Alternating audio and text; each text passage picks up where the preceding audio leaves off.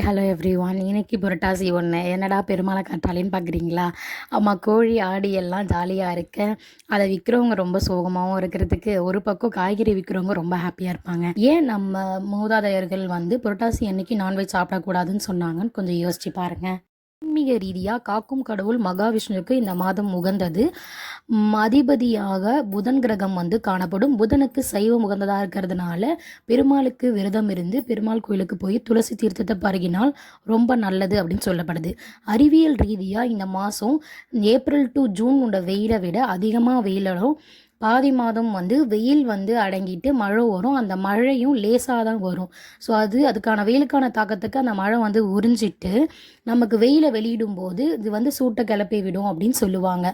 So non veg சாப்பிட்டா நமக்கு வயிற்று ரீதியான நிறைய பிரச்சனை வரும். அது செரிமானம் அடையாது. அதனால் நம்ம முன்னோர்கள் எது சொன்னோம் அதுக்கு பின்னாடி ஒரு சயின்ஸ் இருக்குது. தேங்க்ஸ் ஃபார் வாட்சிங். டாட்டா.